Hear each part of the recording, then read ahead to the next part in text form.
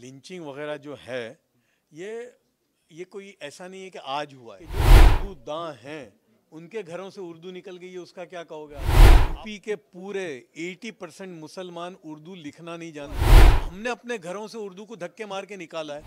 आज़ाद national Urdu university के साबिक chancellor Zafar सलेशवाला साहब हमारे साथ मौजूद हैं। आपने अपने खिताब में जश्न सहाफ़त के दौरान आपने कहा कि वज़ीर आज़म नरेंद्र मोदी उर्दू ज़बान से बहुत मोहब्बत करते हैं। क्या वजह है, क्या मिसाल आप पेश करेंगे सर? नहीं, वो तो है ही, इसलिए कि उन्होंने बाकायदा 2013 में उनकी जो वेबसाइट थी बहुत चलती थी, आज भी बहुत चलती है। तो उन्होंने कहा कि भाई मुझे इसको उर्दू में करनी है, तो उन्होंने उसको उर्दू में की पूरी। और सलीम खान जो सलमान खान के वालिद हैं, जो हिंदुस्तान के सबसे मशहूर फिल्म राइटर डायरेक्टर हैं, तो उनके हाथ से उसका इजरा कराया। तो तभी कहते थे कि नहीं, बिल्कुल उर्दू ज़ुबान में तो मुझे बिल्कुल करनी है और मुझे बड़ी मोहब्बत है इससे, ये ज़ुबान है हमारी।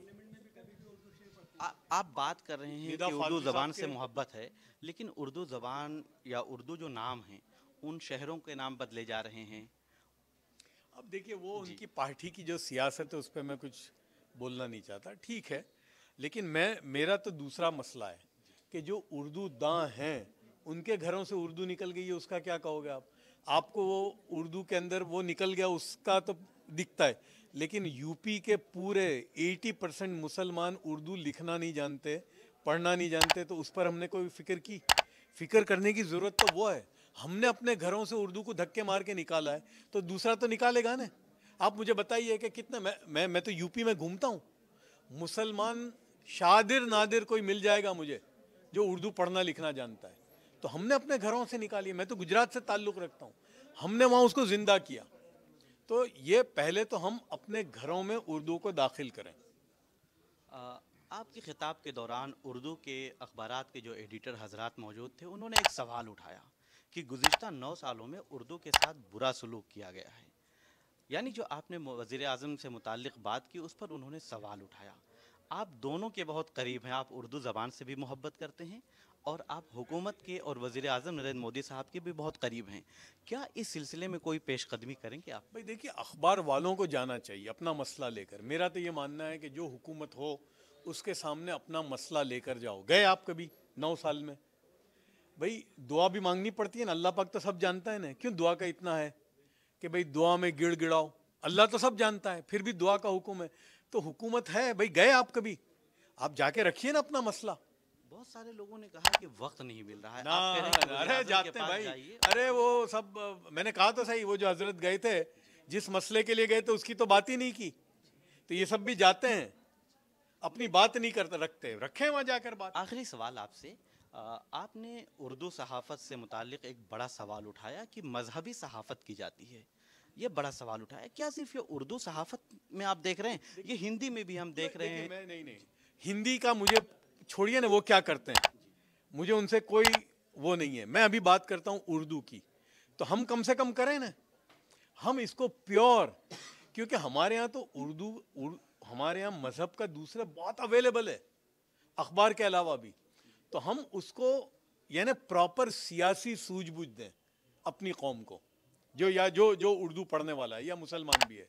तो ये या ऐसी ऐसी स्टोरी ब्रेक करें आप।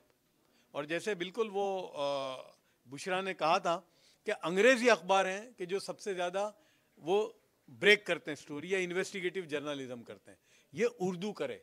यानी ऐसा हो कि उर्दू अखबार में जो हेडलाइन आई हो ना, वो कॉपी पेस्ट होनी चाहिए बाकी अखबारों में, और वो कर सकते हैं। एक सवाल और निकल कर आया, आखिरी सवाल मैंने लिया था। अभी मौजूदा वक्त में देख रहे हैं कि ख़ास तौर पर मुसलमानों के साथ कहीं मॉब लिंचिंग, बहुत सारे मामलात आप खुद भी देख रहे होंगे। क्या मौजूदा हुकूमत से आप मुतमईन नज़र आ रहे हैं? देखिए, अब ये लिंचिंग वगैरह जो है, ये कोई ऐसा नहीं है कि आज हुआ है। मैं तो गुजरात से ताल्लुक़ रखता हूँ। हमारे यहाँ तो हमने देखा है कि एक एक दिन में, जिसको आप लिंचिंग बोलते हो ना, हम उसको स्टैबिंग बोलते थे, एक एक दिन में 150 हुए हैं। तो ठीक है, यानी जो एक भी हो रहा है नहीं होना चाहिए, ये बिल्कुल serious law and order problem है। लेकिन मैं इससे आगे देखता हूँ। मैं समझता हूँ कि मुसलमान का मसला ये नहीं है। मुसलमान को इस मुल्क में अपनी, आपने मुसलमान की बात की इसलिए मैं मुसलमान को मुखातिब होता हूँ, कि मुसलमान को इस मुल्क में अपनी रेलेवेंस बनाने की ज़रूरत है, जिसको कहते हैं ना रेलेवेंट, और वो रेलेवेंस बग़ैर तालीम के नहीं आ सकती।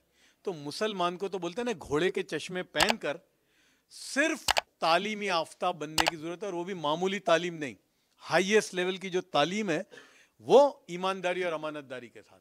मैं समझता हूं कि अभी बाकी सारी चीज़ों को छोड़ दें, वो भी मसले हैं आपने जो गिनवाए वो भी मसले हैं, दूसरे बहुत सारे मसले हैं, सियासी रिप्रेजेंटेशन वगैरह मसले हैं, लेकिन अभी उसको प्रायोरिटाइज करें, क्योंकि वो सारे मसले ऐसे हैं कि जो मैं खुद नहीं कर सकता, मुझे किसी की ज़रूरत है। लेकिन ये जो मैं बात कर रहा हूँ इसमें मुझे किसी की ज़रूरत नहीं है, मैं खुद कर सकता हूँ। तो मैं समझता हूँ कि अभी मुसलमान को अपने आप को इसमें झोंकने की ज़रूरत है। शुक्रिया आपका। हमारे साथ ज़फ़र सरेशवाला साहब बात कर रहे थे।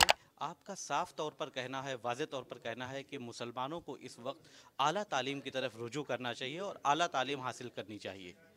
निसार अहमद ख़ान, भारत एक्सप्रेस, दिल्ली।